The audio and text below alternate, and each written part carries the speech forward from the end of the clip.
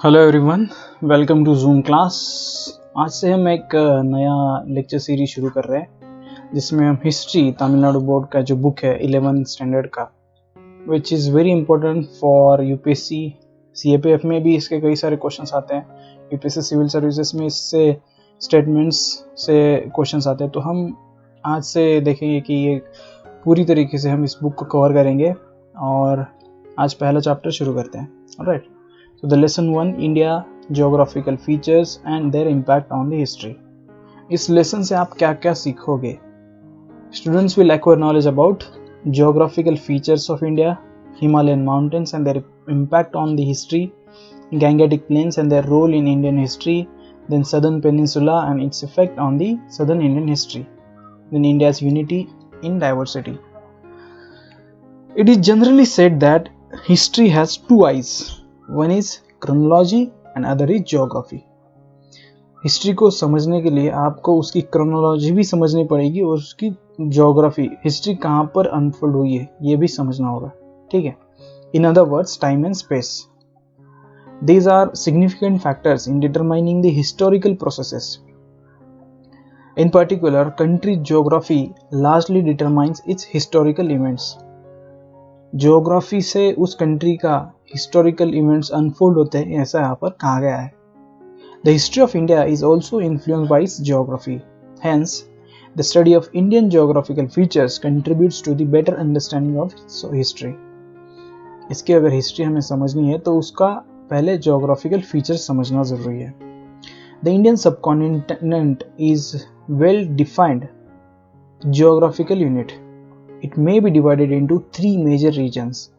One is Himalayan mountain, second is Indo-Gangetic plains and third is Southern Peninsula. There are 5 countries in the subcontinent. कौन कौन सी है? India है, पाकिस्तान है, बांग्लादेश है, नेपाल है, भूटान है। And India is the largest among them and it comprises, अभी यहाँ पर 29 states और 6 union territories दी गई है। अब आप नीचे बताएंगे कि इस स्ट्रक्चर में क्या चेंजेस हुए हैं, जम्मू कश्मीर में जो भी बाइफर्केशन हुआ उससे इस स्ट्रक्चर में क्या चेंजेस हुआ है, वो आप हमें कमेंट सेक्शन में बताइए। नेक्स्ट, अब देखेंगे कि Himalayan mountains are situated on the north India, starting from the Pamir in the extreme north west of India and mighty Himalayan range extend toward the north east तक ये हिमालयन रेंज जाती है। It has length nearly 2560 kilometres with an average breadth of 240 to 320 kilometers. इसका highest peak है mount Everest with इसका height है 8869 meters. It acts as a natural wall and protects the country against the cold Arctic winds blowing from Siberia through Central Asia. तो इससे यहाँ पर India को protection मिलता है। अगर ये नहीं होते तो ये जो कोल्ड विंड्स यहाँ पर इंडिया में एंटर करते तो डेफिनेटली यहाँ पर जो भी वेजिटेशन है या फिर लाइफ है पूरी तरीके से डिफरेंट होती। This keeps the climate of north India fairly warm throughout the year. Himalayan region is mostly inhospitable in winter and generally covered with snow. ये तो बर्फ से ही ढका हुआ होता है। It was considered for a long time that Himalayas stood as a natural barriers to protect India against the invasion. तो India को प्रोटेक्ट करने का काम यहाँ पर हिमालयन ने ही किया है, ऐसा यहाँ पर समझा जाता था। But the passes in the northwest mountains such as Khyber, Bolan, Khurram and Gomal provided easy routes between India and Central Asia. अब ये हिमालय तो है, लेकिन इसके बीच के जो पासेस हैं, जैसे यहाँ पर खैबर है, बोलन है, खुर्रम है, तो इन पासेस से सेंट्रल एशिया से यहाँ पर लोग आते चले गए। These passes are situated in Hindu Kush, Suleiman, Kirthar ranges. From prehistoric times, there was a continuous flow of traffic through these passes. Many people came to India through these passes, जिसमें invaders भी थे, immigrants भी थे, right? तो कौन कौन से थे? Indo Aryans, Indo Greeks, Parthians, Sakas, Kushans, Huns, Turks, they entered India through these passes. तो जहाँ पर ये passes दिखा है ना, ऐसा यहाँ से वो आते चले गए। The Swat Valley in this region formed another important route. Alexander of Macedonia, he came to India through these routes. Apart from invading armies, missionaries, and merchants came to India using these routes. Therefore, these passes in the northwest mountains had facilitated trade as well as cultural contacts between India and Central Asia. तो ये passes ने trade तो किया ही, इसके साथ साथ cultural contacts भी बढ़े. In the north of Kashmir is Karakoram Range. Karakoram Range भी है नॉर्थ कश्मीर में. The second highest peak in the world, Mount Godwin Austen, is situated here. This can be our question, right? In Karakoram Range, the second highest peak in the world, Mount Godwin Austen, is in Karakoram Range. Okay, this part of the Himalaya and its passes are high and snow covered. Snow से covered है ये सारे passes in winter, and the Karakoram highway via Gilgit is connected to the Central Asia. But there was a little communication through this route. यहाँ पर ज़्यादातर contact नहीं रहा लोगों के साथ. The valley of Kashmir is surrounded by high mountains. बहुत सारे high mountains है. However, it could be reached through several passes. The Kashmir Valley remains unique for its tradition and culture, no doubt about it. Nepal is also a small valley under the foot of Himalaya, and it is accessible from the Gangetic Plains through the number of passes. Yes, we know that. In east, the Himalaya extends up to Assam. The important mountains in this region are Patkoi, Nagai, Lushai ranges. These hills are covered with thick forests due to heavy rains and mostly remain inhospitable. यहाँ पर लोग नहीं रहते. Alright, the mountains of northeast India is difficult to cross, and many parts of this region had remained in relatively isolation. लोगों के साथ यहाँ पर ज़्यादा contact नहीं रहा है. So the next geographical feature is Indo-Gangetic Plain. The Indo-Gangetic Plain is irrigated by three important rivers. वो कौन कौन सी है? एक तो है गंगा, दूसरी है Indus and Brahmaputra. The vast plain is most fertile and productive because the alluvial soil brought by these streams from the rivers and the tributaries. तो इस जो मेन रिवर्स है, इनके रिवर्स या उनके ट्रिब्यूटरीज से जो भी यहाँ पर alluvial soil आती है, इसकी वजह से ये रीजन बहुत ही फर्टाइल है. The Indus River rises beyond the Himalayas and its major tributaries are, हमें पता है कि Jhelum, Chenab, Ravi, Sutlej, Beas. The Punjab plains are benefited by the Indus River system. The literal meaning of the term Punjab, Punjab का literal meaning है land of 5 rivers, जिसमें 5 river बहती है. Sindh is situated at the lower valley of the Indus. The Indus plain is known for its fertile soil, बहुत ही fertile soil है. The Thar Desert and the Aravalli Hills are situated between the Indus and Gangetic Plains. इन दोनों के बीच यहाँ पर Thar Desert और Aravalli Hills है. Mount Abu is the highest point, which is 5650 feet in the Aravalli Hills. The Ganges rises in the Himalayas, flows south and then towards the east. The river Yamuna flows almost parallel to the Ganga. ये गंगा को parallel बहती है and then joins it. The area between the two rivers is called as Doab, meaning the land between the two rivers. The important tributaries of the Ganga are Gomati, Sarayu, Ghagra and Gandak. In the east, the Ganges plains merges into the plains of Brahmaputra. The river Brahmaputra rises beyond the Himalayas, flows across the Tibet and then continues through the plains of northeast India. In the plains, it is vast but slow moving river forming several islands. The Indo-Gangetic Plain has contributed to the rise of urban centers. यहाँ पर urban centers हमें पता है कि river Ganga के side में बहुत सारी cities है, particularly on the river banks of the confluence of the rivers. The Harappan culture flourished in the Indus Valley. Indus Valley में यहाँ पर Harappan culture flourish हुआ है. The Vedic culture prospered in the Western Gangetic Plain. वैदिक culture भी यहाँ पर western Gangetic plane में जो है वो प्रॉस्पर हुआ है. Banaras, Allahabad, Agra, Delhi, Pataliputra are some of the important cities in the Gangetic plains. ये कुछ सिटीज है. The city of Pataliputra was situated at the confluence of Son river with the Ganges. In the ancient period Pataliputra had remained the capital of Maurya, Shunga, Gupta and other important kingdoms. So the Patliputra is important town, important you can say city from the ancient period. The most important city on the western side of the Gangetic Plain is Delhi. Most of the decisive battles of the Indian history, such as Kurukshetra, Tarain, Panipat, were fought near the Delhi. We know that. Also, this plain had always been a source of temptation and attractions for the foreign invaders. बहुत सारे invasion हुए foreign invaders Delhi को conquer करने के लिए. Okay, so this city, this region is important. ये कैसा क्यों है? Because of its fertility and productive wealth. Important powers fought for the possession of these plains and valleys, especially Ganga, Yamuna, Doab. This proved to be the most coveted and contested area. यहाँ पर लोगों ने इस region के लिए बहुत सारे war किए हैं. The river in this region served as arteries for commerce and communication. In ancient time, it was difficult to make roads, and so men and material were moved by boats. तो पहले तो इतना कुछ facility नहीं था road बनाने के लिए, तो people used to travel by river itself. The importance of river for communication continued till the day of East India Company. तो ईस्ट इंडिया कंपनी ने भी यहाँ पर बहुत सारे ट्रेड जो है थ्रू रिवर किया है, but again they have started the railways as well, right? Now we will see the third geographical feature, that is Southern Peninsula. The Vindhya and Satpura mountains along the Narmada and Tapi rivers form the great dividing line between the northern and southern India.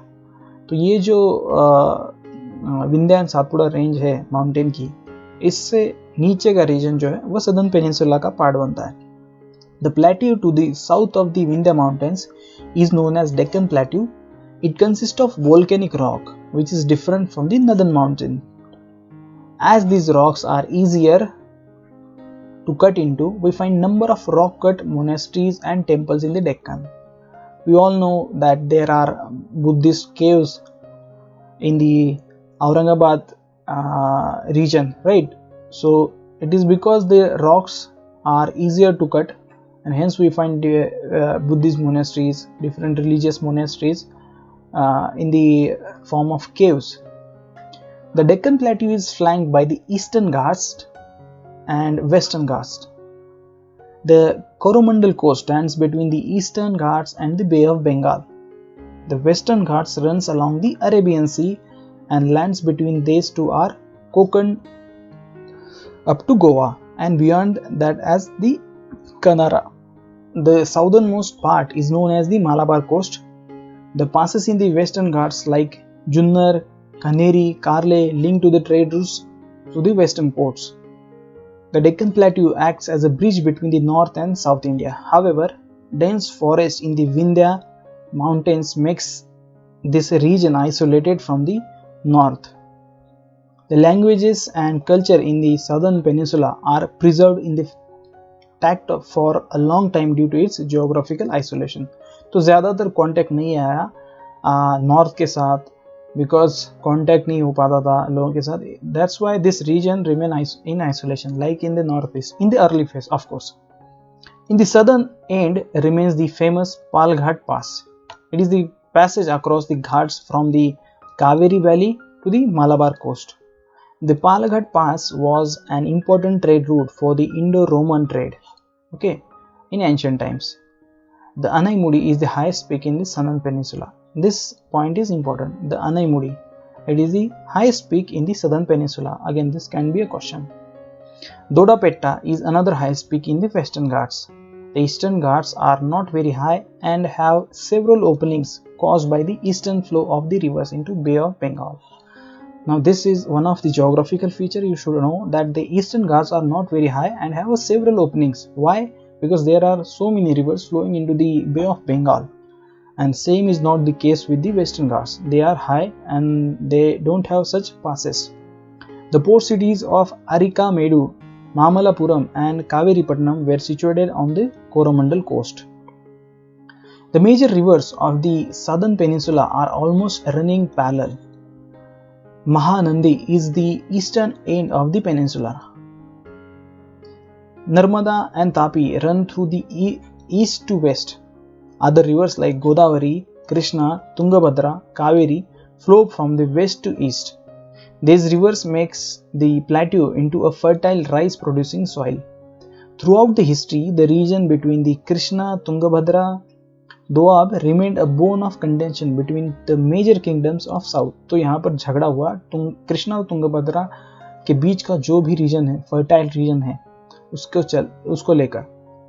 The deltaic plains formed by these two rivers and their mouths became famous under the Satavahanas. Satavahana के time में ये जो plane है वो famous हुआ. A number of towns and ports, वो हम आगे देखेंगे, ऑलराइट, नेक्स्ट चैप्टर में, अगले आने वाले चैप्टर में. The number of towns and ports flourished in these plains at the beginning of the Christian era. बहुत सारे cities में बहुत सारे ports यहाँ पर डेवलप हुए हैं. The Kaveri Delta constitutes a distinct geographical zone in the far south. Kaveri important region है, यहाँ पर कावेरी रिवर को चलते हुए स्टेट्स के बीच में डिस्प्यूट्स भी है, आप नाम नीचे लिख सकते हैं. It became the seat of Chola power. The Kaveri basin, with its rich tradition, language and culture, has flourished from the ancient times. As South India Peninsula is gifted with long coastline, the people of this region took keen interest in the maritime activities. A great deal of trade and commerce went through the seaways from the early times. In east, mariners reached countries like Java, Sumatra, Burma, Cambodia. Apart from trade, they spread Indian art. यहाँ पर religion का भी spread हुआ, culture का भी spread हुआ. Alright. The commercial context between South India and Greco-Roman countries flourished along with the cultural relation. Spice का trade होता था सदर्न इंडिया के साथ, ये जो रोमन एम्पायर से या फिर ये जो इंडोनेशिया के सुमात्रा, बर्मा, कंबोडिया ये रीजन है इनके साथ. इसकी वजह से कल्चरल और रिलीजियस जो है कॉन्टेक्स्ट बढ़ा. Okay, now the last part is India, a land of unity and diversity. We have heard this so many times. Alright, so let's see why it is known as a land of unity and diversity.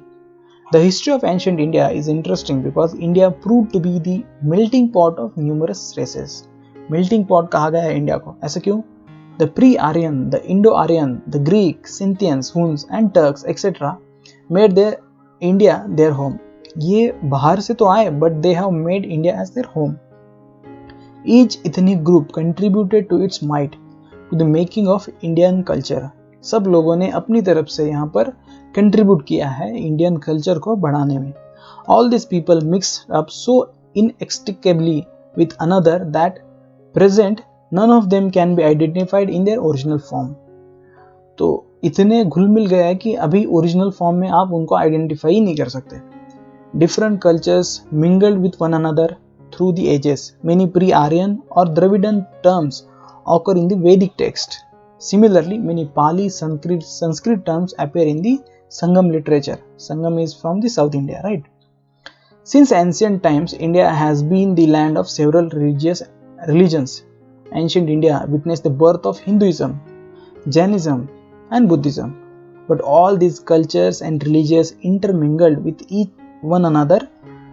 Although the Indian people speak different languages, practice different religious and observe different social customs, they follow certain common style of life throughout the country. Therefore, our country shows up a deep underlying unity in spite of great diversity.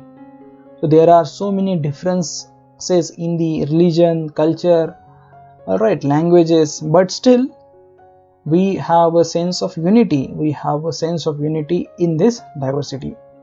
In fact, the ancient strove for unity. They looked upon its vast subcontinent as one land. The name Bharatavarsha or land of Bharata was given to the whole country after the name of ancient tribe called as Bharata. Our ancient poets, philosophers and writers viewed the country as the integral unit. The kind of political unit was attained at least twice during the Mauryan and Gupta Empire. The unity of India was also recognized by the foreigners. They first came in contact with the people living in the Sindhu or the Indus, and so they named the whole country after this river. The word Hind is derived from the Sanskrit term Sindhu, and in course of time, the country came to be known as India in Greek and Hind in Persian and Arabian language. Efforts for the linguistic and cultural unity of the country were made through ages. In the 3rd century BC, Prakrit language served as the lingua François of the country. तो प्राकृत language को वहां पर लोग बात करते थे प्राकृत में। Throughout the major portion of India Ashokan inscriptions were written in the Prakrit language. Also, ancient epics Ramayana and Mahabharata were studied with the same zeal and devotion throughout the country. तो अभी आप रामायण महाभारत के स्टोरीज आप पूरे country में देखेंगे। In fact few countries from Southeast Asia also have this Ramayana Mahabharata culture. Originally composed in Sanskrit, these epics came to be presented in different local languages. Although the Indian culture, values, ideas were expressed in different forms, the substance remained the same throughout the country. Hence, India has emerged a multi-religious and multicultural society. However, the underlying unity and integrity and plural character of Indian society remain the real strength for the development of the country. This again, as I said, the first statement is very important from essay point of view. You can write this statement also in an essay. Why India has unity, diversity as its strength.